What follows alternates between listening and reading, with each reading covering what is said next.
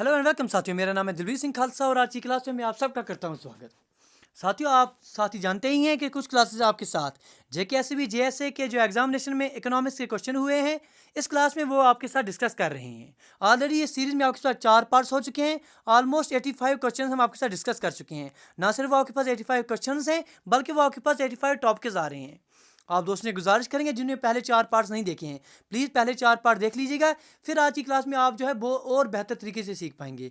तो चलिए सर, बिना किसी देरी के स्टार्ट करते हैं। जिन जिन दोस्तों ने अभी तक चैनल को सब्सक्राइब नहीं किया है, उनसे निवेदन करते हैं, उनसे गुजारिश करते हैं, प्लीज़ आप चैनल को सब्सक्राइब जरूर कीजिएगा। तो चलिए सर, स्टार्ट करते हैं आज की क्लास का क्वेश्चन नंबर 86, जो आज की क्लास का पहला क्वेश्चन है।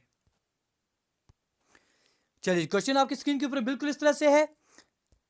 When the two goods are perfect substitutes of each other, जब दो गुड्स आपके पास परफेक्ट सब्स्टिट्यूट्स आ रहे हैं, तो उस स्थिति में आपके पास जो इंडिफरेंस कर्व है वो आपको कैसा देखने को मिलेगा। बड़े अच्छे से हम पढ़ चुके हैं सर ऑलरेडी बहुत सारे क्वेश्चन में। आप देखिए, ऑप्शन ए आपके पास आ रहा है straight line, option B upward sloping, option C convex shaped and option D जो है कनकेव शेप्ड आ रहा है। आप साथियों को पता ही है कि जनरल केस में आपके पास इंडिफरेंस कर्व है समथिंग लाइक दैट। इस तरह से आपके पास इंडिफरेंस कर्व देखने को मिलता है, ये शेप होती है। दो अगर आपके पास कमोडिटीज आ रहे हैं, दो गुड्स आ रहे हैं, एक्स से एक चीज़ आ रही है, दूसरी वाई चीज़ आ रही है, तो इस स्थिति में आपके पास जो इंडिफरेंस कर्व है वो कुछ इस शेप का देखने को मिलता है।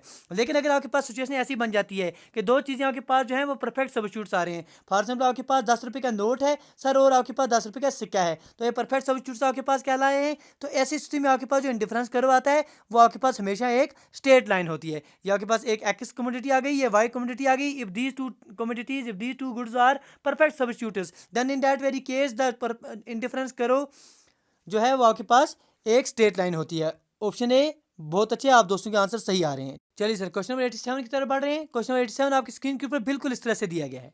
बहुत ही बेसिक क्वेश्चन पूछा जा रहा है। फिल ऑफ द फॉलोइंग, जो आपके पास अननोन दो है, इसमें फर्स्ट अननोन है और सेकंड अननोन है, इन दोनों की आपने वैल्यू निकालनी है। बहुत ही बेहतरीन तरीके से करेंगे। देखिए सर, दिया क्या जा रहा है आपके पास, आपको पता है सर मार्जिनल प्रोडक्ट की वैल्यू आप कैसे निकालते हैं। आप निकालेंगे sir total product at some value minus total product इससे पहले वाली वैल्यू पर, डिवाइड बाय आप लेंगे लेबर कितना लग रहा है at that very value minus labour कितना लग रहा है इससे पहले वैल्यू पर। ठीक है जी, ऐसा हमने पढ़ा हुआ है, अच्छे से पढ़ा हुआ है। अब अगर आपके पास यहाँ देखेंगे कि टोटल प्रोडक्ट, यहाँ पर मार्जिनल प्रोडक्ट कितना निकल रहा है, यहाँ पर सर 12 निकल रहा है, तो 12 किसके बराबर आ जाएगा। यहाँ पर अगर टोटल प्रोडक्ट कितना आ रहा है सर, यहाँ पर फर्स्ट माइनस इससे पहले कितना आ रहा है सर 10, डिवाइड चेंज कितने का आ रहा है 2 - 1 कितना हो गया सर 1 आ गया। तो ये कितना आ जाएगा, फर्स्ट की वैल्यू कितनी आ जाएगी, ये 12 के इस 10 को इस तरफ ले जाएंगे, जो आपके पास 10 + 12 कितने हो गए सर 22 हो गए। इसका मतलब फर्स्ट की वैल्यू आपके पास कितनी आ गई सर 22 आ गई। नोट करके रख दीजिएगा। अभी सेकंड की तरफ चलते हैं। सर ये आपके पास मार्जिन प्रोडक्ट दिया गया है सेकंड इस वाली वैल्यू पर, तो हमने सेकंड ले ली। मार्जिन प्रोडक्ट किसके बराबर आ जाएगा सर, आपके पास टोटल प्रोडक्ट यहाँ कितना है सर 36 है, इससे पहले कितना है सर आई की वैल्यू क्या निकाल दी, अभी आपने 22 निकाल दी, डिवाइड बाई यहाँ 3 - 2 कितना हो गया सर 1 हो गया। इसका मतलब सेकंड की वैल्यू आपके पास क्या आ जाएगी 36 - 22, 6 में से 2 तो 4, 3 में से 2 तो 1 हो गया आपके पास 14। इसका मतलब आपके पास फर्स्ट जो है, फर्स्ट की वैल्यू आपके पास 22 आ गई और सेकंड जो है, सेकंड की वैल्यू आपके पास कितनी आ गई सर, आपके पास 14 आ गई। अब देखते हैं 22 और 14 कहाँ दिया गया है। 22 और 14 ऑप्शन नंबर डी में दिया गया, या आपके पास करेक्ट आंसर बन के आ जाएगा। चलिए सर, उम्मीद करेंगे ये कंसेप्ट आपको समझ रहे हैं। अगर आप सीख रहे हैं तो प्लीज़ लाइक शेयर और सब्सक्राइब करना ना भूलें। चलिए आगे बढ़ेंगे सर। क्वेश्चन नंबर 88 की तरफ बढ़ रहे हैं। वो क्वेश्चन आपकी स्क्रीन के ऊपर बिल्कुल इस तरह से है। पूछा जा रहा है find information from the information given below determine the interest payments. अब देखिए, ऐसा क्वेश्चन हम पिछली क्लास में भी कर चुके हैं। अभी आपने यहाँ से क्या निकालना है सर, इंटरेस्ट की वैल्यू निकालनी है, क्योंकि आपको हमने अच्छे से पढ़ाए हुए हैं सर। मुझे लगता है 15 से 20 बार हम आपको बोल चुके हैं ये बात कि अगर आपके पास फिजिकल डिफिसिट आपने निकालना है तो उसकी वैल्यू कितनी होती है सर, आपके पास प्राइमरी डिफिसिट कितना है, कितना लिया है, प्लस आपके पास आपने इंटरेस्ट जो है इसमें कितना देना है, ये आपने दे देना है। अभी क्वेश्चन में देखेंगे दिया क्या हमारे पास है, आपने निकालना क्या है सर, आपने इसमें इंटरेस्ट निकालना है। डेट इंटरेस्ट की वैल्यू हमेशा आपके पास कितनी आती है सर, इंटरेस्ट आपके पास आ जाएगा कि आपके पास फिजिकल डिफिसिट कितना है माइनस आप प्राइमरी डिफिसिट करेंगे। तो अभी आप फिजिकल डिफिसिट देखेंगे कितना है सर 11,000 है, तो यहाँ पर प्राइमरी डिफिसिट कितना है सर, आपके पास 8,000 है। इन दोनों का डिफरेंस कितना आ जाएगा 11,000 - 8,000 सर 3,000 जो है वो आपके पास रिजल्ट आंसर आ जाएगा। बाकी साथ हमारा लेना देना कुछ भी नहीं है। तो देखेंगे 3,000 कहाँ दिया गया, ऑप्शन ए आपके पास करेक्ट आंसर करेंगे और आगे बढ़ जाएंगे। क्वेश्चन 89 आपकी स्क्रीन के ऊपर बिल्कुल इस तरह से है। Which concept involves the decision of making choice among the multiple wants that are to be satisfied? Option A आपके पास दिया गया है ultimate wants, option B problem of choice option C, how to produce option D आपके पास scarcity of resource. देखिए आपको आप दोस्तों को पता ही है कि हमारे जो वांट्स हैं वो अनलिमिटेड होते हैं, लेकिन जो रिसोर्सेज हैं वो हमारे पास क्या है सर, वो आपके पास लिमिटेड रिसोर्सेज होते हैं। तो इनकी वजह से जो ये आपके पास वांट्स अनलिमिटेड हैं, ये रिसोर्सेज लिमिटेड हैं, तो इसकी वजह से आपके पास जो दुविधा आ जाती है उसे आप प्रॉब्लम ऑफ चॉइस कहते हैं। तो कहाँ आप फंस जाते हैं सर, प्रॉब्लम ऑफ चॉइस में फंस जाते हैं। यही बात आपसे पूछी जा रही है कि ऐसा कौन सा कंसेप्ट है which involve the decision of making choice among multiple wants that are to be satisfied. तो इसका आंसर जो है प्रॉब्लम ऑफ चॉइस, बिल्कुल आसानी से आप कर देंगे।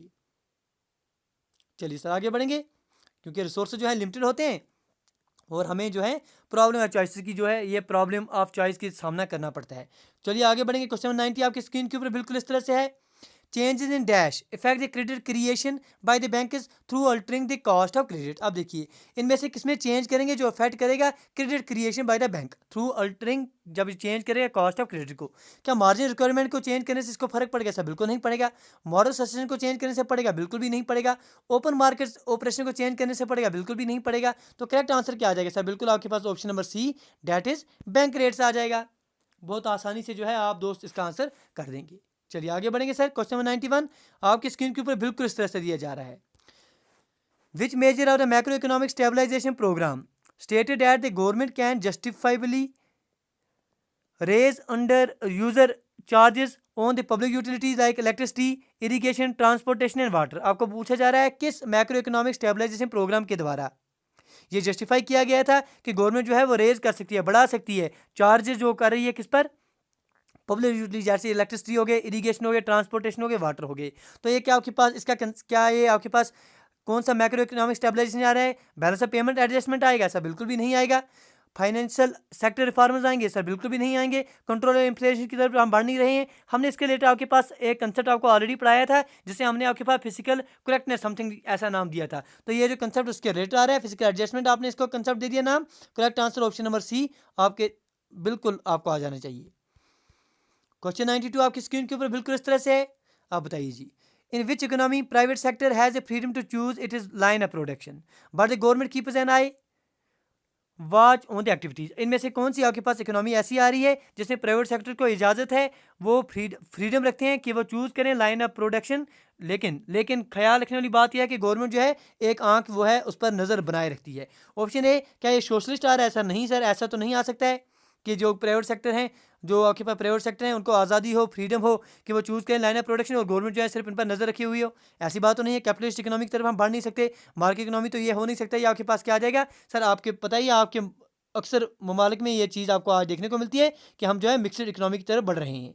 तो करेक्ट आंसर आपके पास मिक्सड इकोनॉमी ही देखने को मिलता है।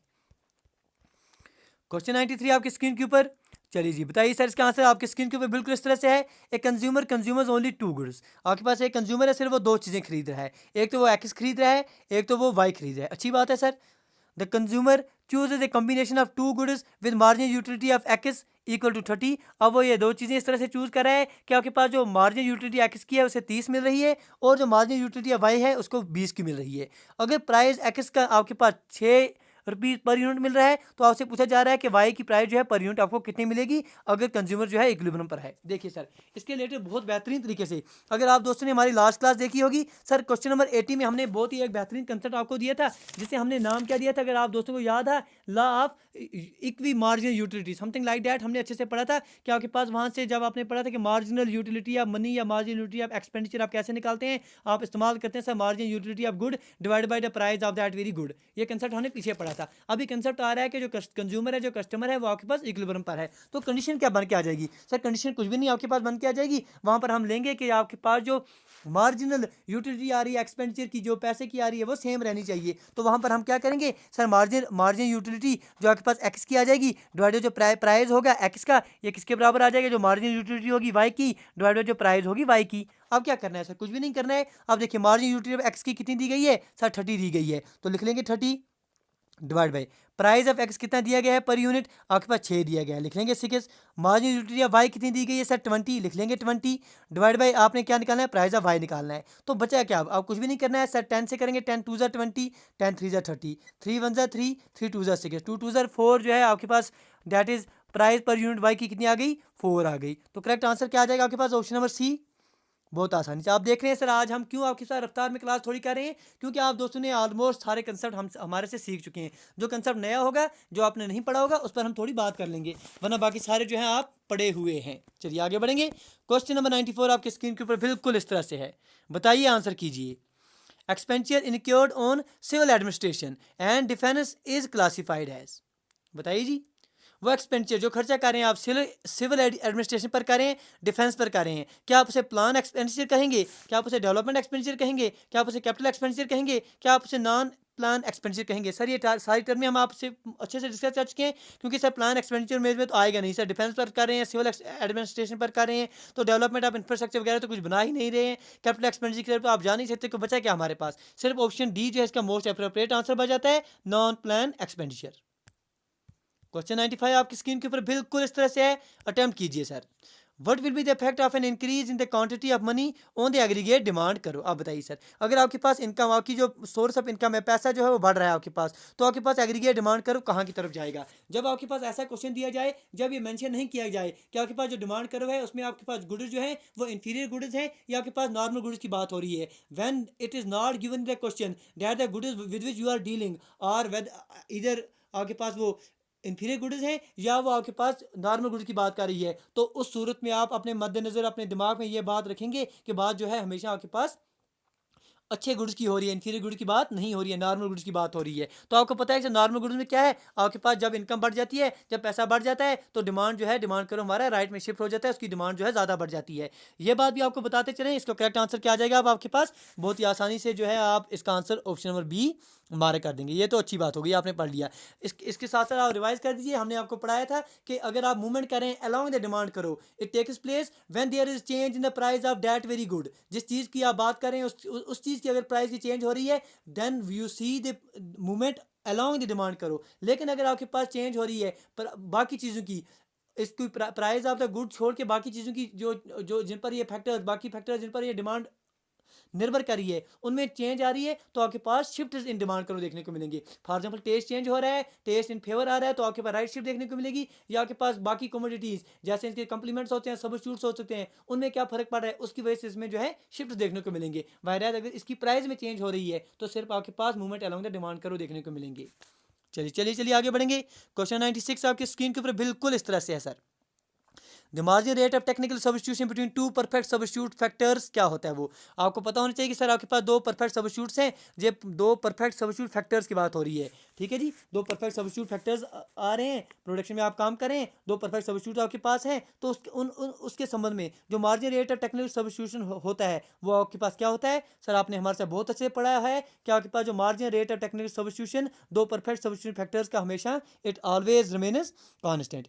ये बात आपने अच्छे से पढ़ी हुई है, सीखी हुई है, आपने पढ़ा हुआ है, आपने सीखा हुआ है कि अगर आपके पास इनपुट्स जो आपको ज़रूरत लगेंगे प्रोडक्शन के लिए, प्रोडक्ट के लिए जो इनपुट्स लगेंगे, अगर आपके पास परफेक्ट सब्स्टिट्यूट्स होते हैं, तो इसका परफेक्ट सब्स्टिट्यूट्स का मतलब क्या है? सर इसका मतलब यह है कि जो अपॉर्चुनिटी कॉस्ट होगी changing the other input is the same as giving up the other. मतलब जो आपके पास अगर दो गुड्स हैं, फॉर एग्जांपल आपके पास आपने दो फैक्टर ले लिए प्रोडक्शन के लिए, एक तो आपके पास लैंड हो गई, एक तो आपके पास कैपिटल हो गई। अगर लैंड और कैपिटल 2 मिनट के लिए हम मान लेते हैं दीज आर परफेक्ट सब्स्टिट्यूट्स, एक दूसरे के परफेक्ट सब्स्टिट्यूट्स हैं, इसका मतलब ये होगा कि जो अपॉर्चुनिटी कॉस्ट होगी choosing both would be same. मतलब अगर आप इसको इसके बदले चूज करेंगे, इसको इसके बदले चूज करेंगे, तो अपॉर्चुनिटी कॉस्ट दोनों में आपके पास सेम होगी, आपको कोई फर्क नहीं पड़ेगा। तो उस सूरत में हम कहते हैं अगर आपके पास फैक्टर इनपुट जो हैं ये परफेक्ट सब्स्टिट्यूट्स होते हैं एक दूसरे के, तो margin rate of technical substitution जो है it always remains same, it always remains constant. तो कंसेप्ट आपके पास क्लियर हो गया, ऑप्शन ए जो है इसका सही आंसर आ जाएगा। आगे बढ़ेंगे। क्वेश्चन 97 आपकी स्क्रीन के ऊपर बिल्कुल इस तरह से है।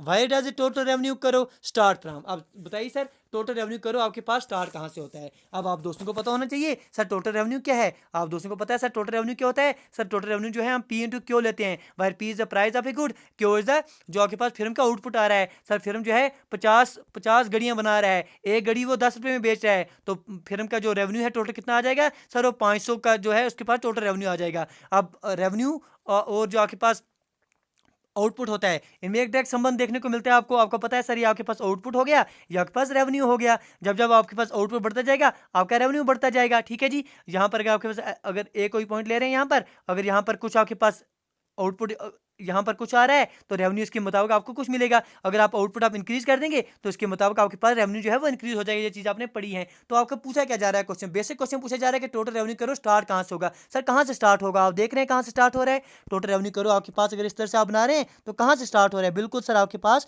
वो ऑरिजिन से ही स्टार्ट हो रहा है। क्यों, क्योंकि अगर आपके पास आउटपुट जीरो होगा, अगर आप आउटपुट कुछ भी नहीं बना रहे हैं, आपने कुछ भी आउटपुट नहीं किया है, तो आपका रेवेन्यू कुछ भी नहीं आएगा। यही पढ़ा है आपने अभी अभी हमारे साथ कि टोटल रेवेन्यू किसके बराबर है, प्राइस इनटू क्वांटिटी जो आप प्रोड्यूस कर रहे हैं। अगर आप क्वांटिटी कुछ भी नहीं प्रोड्यूस करेंगे तो टोटल रेवेन्यू आपके पास क्या आ जाएगा, पी इंटू जीरो, डेट आपके पास क्या आ जाएगा, आपका रेवेन्यू क्या है सर, जीरो आ जाएगा। Because when your output is zero your revenue is zero. तो ये चीज़ आपको पता है कि आपके पास जब आउटपुट जीरो होगा तो आपके पास टोटल रेवेन्यू जीरो होगा। इसका मतलब ये हो गया कि टोटल रेवेन्यू का करो कहाँ से स्टार्ट हो रहा है सर, बिल्कुल ऑरिजिन से स्टार्ट हो रहा है। चलिए आगे बढ़ेंगे सर। क्वेश्चन 98 आपके स्क्रीन के ऊपर, goods having negative income elasticity are known as. आप सर इन पर बात बिल्कुल भी नहीं करेंगे, वो गुड्स जिनकी नेगेटिव इनकम इलास्टिसिटी आ रही है। तो नेगेटिव इनकम इलास्टिसिटी आ रही है तो इसका मतलब क्या है सर, वो आपके पास इन्फीरियर गुड्स हैं। अच्छी बात है सर। आज आपके पास सर हमने ये मोबाइल लिया हुआ है सर, पुराना कोई चाइनीज़ मोबाइल हुआ है, ठीक है जी, हमने लिया हुआ है सर माइक्रोमैक्स का कोई पुराना सा मोबाइल हमारे पास पड़ा हुआ है। अब जो है हमारी इनकम बढ़ गई तो हम क्या करेंगे सर, ऐसे चीज़ों की डिमांड जो है हमारी कम हो जाएगी। हम किसकी तरफ जाएंगे सर, हम अच्छे किसी प्रोडक्ट की तरफ अपना जो है नज़रिया रख सकते हैं। तो ये चीज़ें आपने सीखी हुई हैं। इन्फीरियर गुड्स की जो डिमांड है वो नेगेटिव में आपको देखने को मिलती है जब आपकी इनकम बढ़ जाती है। तो कंसेप्ट क्या है कि goods having the negative income elasticity, जिनकी नेगेटिव इनकम इलास्टिसिटी होती है उन्हें आप क्या कहते हैं, उन्हें आप इन्फीरियर गुड्स कहते हैं। क्वेश्चन 99 आपकी स्क्रीन के ऊपर बिल्कुल इस तरह से है, अटेम्प्ट कीजिए sir. The part of short run margin करो। आपके पास पता है कि आपने हमारे साथ बहुत अच्छे से पढ़े हैं शॉर्ट रन मार्जिन कॉस्ट करो, इसमें आपने बड़े बेहतरीन तरीके से चीज़ें सीखी हुई हैं।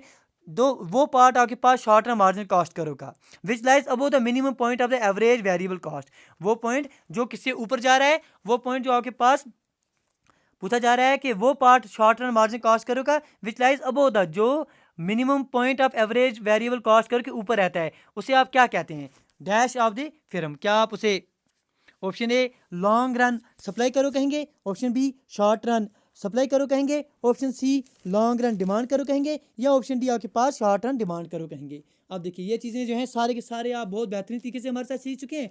एक बार फिर आपको एक सेकंड में आपको रिवाइज करा देते हैं, बोल देते हैं भाई कंसेप्ट क्या है, किस तरह से आपने जो है चीज़ों को पढ़ लेना है। बेसिकली आप दोस्तों को अगर पता होगा, आपने पढ़ा होगा कि आपके पास जो शॉर्ट रन सप्लाई करो होता है किसी भी फिल्म का, शॉर्ट रन सप्लाई करो जिसे आप कहते हैं, इसका करेक्ट आंसर जो है बिल्कुल आप साथियों को बताते चलें, इसका correct answer option number B है, इसमें कोई दुविधा नहीं होनी चाहिए। जो शॉर्ट रन सप्लाई करो होता है किसी भी फिल्म का, बेसिकली एक पार्ट होता है आपके शॉर्ट रन मार्जिनल कॉस्ट का ही।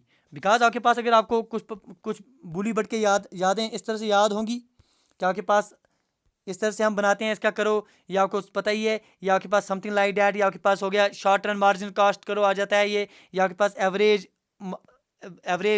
जो वेरिएबल कास्ट हो जाता है, या आपके पास शॉर्ट रन एवरेज कास्ट का करो आ जाता है। ठीक है जी, कुछ ऐसा ही आपने पढ़ा है। तो ये अगर आपके पास एवरेज वेरिएबल कास्ट हो गया, या आपके पास short run average variable cost हो गया, या आपके पास short run margin cost curve हो गया, तो आपको पता है हमने आपको बहुत बेहतरीन तरीके से दिखाया हुआ है पिछले एमसीक्यूज में भी कि ये वाला हिस्सा जो आ रहा है, चलिए कलर चेंज कर देते हैं, ये लीजिए सर, ये वाला हिस्सा जो है, ये जो हिस्सा आ रहा है आपके शॉर्ट रन मार्जिन कास्ट करो का, ये वाला हिस्सा जो आ रहा है शॉर्ट रन मार्जिन कास्ट करो का over above the minimum average variable cost. Average variable cost का मिनिमम पॉइंट कौन है सर, ये इससे ऊपर वाला जो हिस्सा आ रहा है शॉर्ट रन मार्जिन कास्ट करो का, अलॉन्ग विद जीरो आउटपुट, ये वाला हिस्सा भी अगर आप देखेंगे ये जो आ रहा है, ये आपके पास क्या कहलाता है, ये आपके पास शॉर्ट रन सप्लाई करो कहलाता है। आपने पढ़ा है कि फिल्म का जो शॉर्ट रन सप्लाई करो है is the rising part of the short run margin cost curve from and above the minimum average variable cost together with zero output from all the prices strictly less than the minimum average variable cost. ये चीज़ आपने पढ़ी है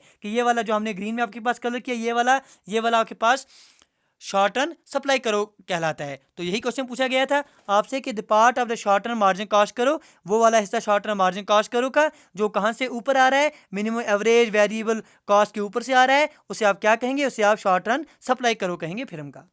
चलिए आगे बढ़ेंगे। Question 100 आपकी screen के ऊपर, चलिए इस पर भी हमने शतक लगा लिया। ऑलरेडी हमने जो है स्टैटिस्टिक्स में भी लास्ट क्लास में शतक लगाया था, अभी इकोनॉमिक्स की बारी आ गई। चलिए which concept talks about distributing the given amount of produced goods and services among millions of people for consumption in such a way so as to maximize the total satisfaction of the society. आप देखिए आपके पास concept है कि millions of लोगों में आपने चीज़ें बांटनी है और साथ में क्या आ रहा है कि आपके पास मैक्सिमम सेटिस्फिकेशन होनी चाहिए। तो ऑप्शन ए आ रहा है आपके पास एफिशिएंसी ऑफ कंजप्शन की तरफ जाएंगे, एलोकेशन एफिशिएंसी की तरफ जाएंगे, effective in efficiency in product mix आ जाएगा या एफिशिएंसी इन प्रोडक्शन आ जाएगा। तो इसका मोस्ट अप्रोप्रिएट आंसर अगर आप देख रहे हैं क्वेश्चन नंबर 100 का, वो none other than efficiency in consumption आ जाएगा। चलिए आगे बढ़ेंगे। 101 क्वेश्चन आपकी स्क्रीन के ऊपर इस तरह से है, what is the behaviour of total product. अब आपने बताना है कि टोटल प्रोडक्ट आपके पास जो है उसका बिहेवियर क्या होता है जब मार्जिनल प्रोडक्ट जो है वो नेगेटिव आ जाता है। सर बहुत ही बेहतरीन आसान क्वेश्चन है, आप दोस्तों ने इसमें जो है अच्छे से पढ़ा हुआ है, बहुत कुछ समथिंग लाइक डैट हम पढ़ते हैं। इधर जब आपके पास पूछा जा रहा है ये जो आपके पास हिस्सा आ रहा है, जब आपके पास ये निगेटिव की तरफ चला जाएगा, जब आपके पास मार्जिनल प्रोडक्ट जो है वो निगेटिव चला जाएगा, तो उस सूरत में आपके पास जो टोटल प्रोडक्ट है उसमें क्या होगा। सर बेसिक चीज़ है, तो टोटल प्रोडक्ट है वहाँ पर आपके पास डिक्रीज देना शुरू होता है, क्योंकि थर्ड स्टेज आपकी जो है वो स्टार्ट हो जाती है। ऑप्शन बी जो है इसका बिल्कुल सही आंसर आ जाएगा, टोटल प्रोडक्ट जो है डिक्रीज होना शुरू हो जाता है। चलिए एक बार देख लीजिए सर, एक बार नज़र लगा लीजिए। ये आपके पास सर हमने ये बनाया हुआ है, ये आपके पास टोटल प्रोडक्ट करो हो गया। ठीक है जी, इस तरह से आपने बताया। ये पहला स्टेज हो गया जब ये राइजिंग हो रहा है, दूसरा स्टेज हो गया जब इस मिनिमम पॉइंट पर पहुंच रहा है। ठीक है जी, उसके बाद जब ये नीचे गिरना स्टार्ट होता है उसे आप थर्ड स्टेज करते हैं। अगर आप ये देख पा रहे हैं तो जिस पॉइंट से आपके पास मार्जिनल कॉस्ट करो जो है निगेटिव शुरू होता है, निगेटिव जा रहा है, तो वहाँ से आपके पास जो है टोटल प्रोडक्ट जो है वो डिक्रीज हो जाता है। तो यही पूछा जा रहा था आपसे, क्या आप बताइए कि जब टोटल प्रोडक्ट का क्या असर होगा जब मार्जिन प्रोडक्ट आपके पास निगेटिव देखने को मिलेगा। आप देख रहे हैं सर मार्जिन प्रोडक्ट जब निगेटिव आ रहा है, मार्जिन प्रोडक्ट में आपने निगेटिव देख ली, तो आपके पास टोटल प्रोडक्ट कहाँ जा रहा है सर, वो डिक्रीज हो रहा है। तो ये चीज़ें आपने अच्छे से पढ़ ली। उम्मीद करते हैं आज की क्लास में आपने बहुत सारे कंसेप्ट रिवाइज किए होंगे। गुजारिश करें आप दोस्तों से, अगर आज की क्लास में आपने कुछ सीखा है तो प्लीज़ लाइक शेयर और सब्सक्राइब करना ना भूलें। वीडियो देखने के लिए आपका बहुत बहुत धन्यवाद। Thank you, thanks a lot for watching.